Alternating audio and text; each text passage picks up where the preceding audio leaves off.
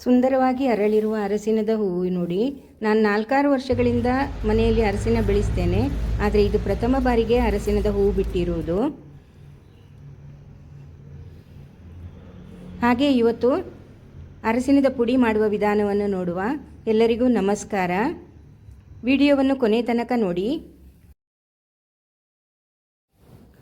ಅರಸಿನವನ್ನು ತೆಗೆಯುವುದರ ಜೊತೆಗೆ ಸ್ವಲ್ಪ ಕ್ಲೀನಿಂಗ್ ಸಹ ಮಾಡಲಿಕ್ಕಿದೆ.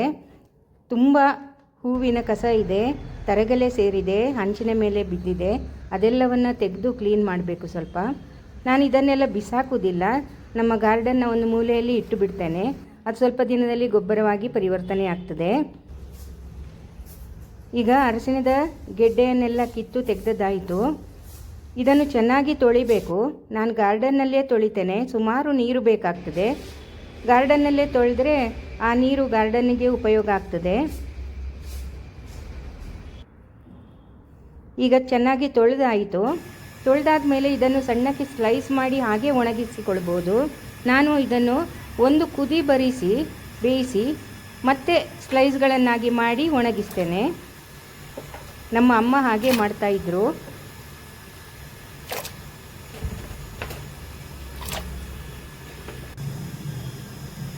ಈಗ ಒಂದು ಕುದಿ ಬಂತು. ಗ್ಯಾಸ್ ಆಫ್ ಮಾಡಿ ಮುಚ್ಚಳ ಇಟ್ಟು ಸ್ವಲ್ಪ ತಣ್ಣದ ಮೇಲೆ ಸ್ಲೈಸ್ಗಳನ್ನಾಗಿ ಮಾಡಬೇಕು.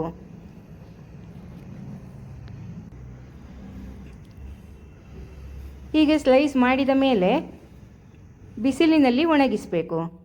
3-4 ದಿವಸ ಒಣಗಿಸಬೇಕಾಗ್ತದೆ. ಚೆನ್ನಾಗಿ ಒಣಗಿದ ಮೇಲೆ ಅದನ್ನು ಹಾಗೇ ಇಟ್ಟುಕೊಳ್ಬೋದು. ನಮಗೆ ಬೇಕಾದಾಗ ಸ್ವಲ್ಪ ಸ್ವಲ್ಪ ಪುಡಿ ಮಾಡಿಕೊಳ್ಬೋದು. ನಮಗೆ ಮನೆಯಲ್ಲಿ ಇದು ಸ್ವಲ್ಪವೇ ಇರುವ ಕಾರಣ ನಾನು ಮಿಕ್ಸಿಯಲ್ಲಿ ಹಾಕಿ ಪುಡಿ ಮಾಡಿ ಇಟ್ಟುಕೊಳ್ತೇನೆ. ತುಂಬ ಇದ್ದಲ್ಲಿ ನೀವು ಮಿಲ್ಲಿಗೆ ಹಾಕಿ ಪುಡಿ ಮಾಡಿಸಿಕೊಳ್ಬೋದು. ಹೀಗೆ ನಾವು ತಯಾರಿಸಿದ ಅರಸಿನದ ಪುಡಿ 100% ಆರ್ಗ್ಯಾನಿಕ್ ಮತ್ತು ಯಾವುದೇ ಅಡಲ್ಟ್ರೇಷನ್ ಸಹ ಇರುವುದಿಲ್ಲ. ಸ್ವಲ್ಪ ಸ್ವಲ್ಪವೇ ಹಾಕಿ ಮಿಕ್ಸಿಯಲ್ಲಿ ಪುಡಿ ಮಾಡಿಕೊಳ್ಬೇಕು. ನಮಗೆ ಒಂದು ಸ್ವಲ್ಪ ಜಾಗ ಇದ್ದರೆ, ನಾವು ಏನಾದರೂ ಹೀಗೆ ಕೃಷಿ ಮಾಡಿಕೊಂಡಿದ್ದರೆ ನಮಗೆ ತುಂಬ ನೆಮ್ಮದಿ ಸಿಗ್ತದೆ, ಮನಸ್ಸಿಗೆ ಸಂತೋಷವೂ ಉಂಟಾಗ್ತದೆ.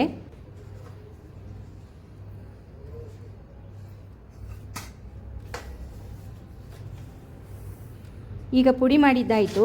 ಅದನ್ನು ಗಾಳಿಸಿಕೊಳ್ಬೇಕು. ಗಾಳಿಸಿಕೊಂಡಾದಮೇಲೆ 2-3 ಸಲ ಪುನಃ ಮಿಕ್ಸಿಗೆ ಹಾಕಿ ಪುಡಿ ಮಾಡಿಕೊಳ್ಬೇಕು.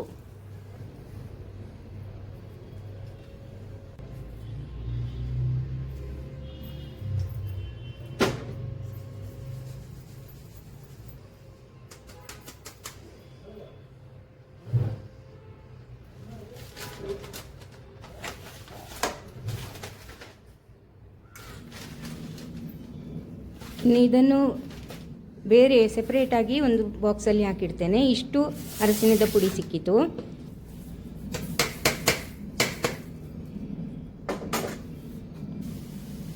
ಇದನ್ನು ನಾವು ರುಬ್ಬುವಾಗ ಹಾಕಿ ಉಪಯೋಗಿಸಿಕೊಳ್ಳಬಹುದು. ಈ ಅರಸಿನದ ಪುಡಿಯನ್ನು ಬಾಟ್ಲಲ್ಲಿ ಹಾಕಿ ಇಟ್ಟುಕೊಂಡ್ರೆ ವರ್ಷ ಪೂರ್ತಿ ಹಾಳಾಗುವುದಿಲ್ಲ. ನನ್ನ ಹತ್ರ ಕಳೆದ ವರ್ಷದ ಅರಸಿನದ ಪುಡಿ ಇನ್ನೂ ಸಹ ನಾನು ಉಪಯೋಗಿಸ್ತಾ ಇದ್ದೇನೆ.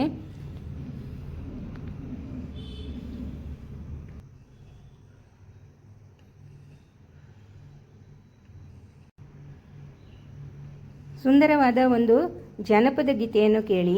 ಭೂಮಿಗೆ ಸಂಬಂಧಿಸಿದಂತೆ ಇರುವುದು.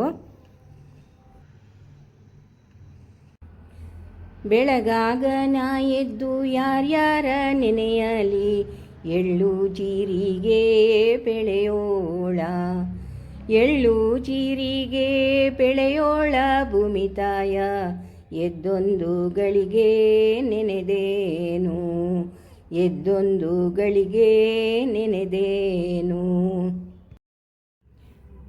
ನಿಮಗೆ ಈ ವಿಡಿಯೋ ಇಷ್ಟವಾದಲ್ಲಿ ಒಂದು ಲೈಕ್ ಕೊಟ್ಟು ಕಮೆಂಟ್ ಮಾಡಿ, ಶೇರ್ ಮಾಡಿ ಮತ್ತು ನನ್ನ ಚಾನಲ್ಗೆ ಸಬ್ಸ್ಕ್ರೈಬ್ ಮಾಡಿ ಪ್ರೋತ್ಸಾಹಿಸಿ. ಧನ್ಯವಾದಗಳು.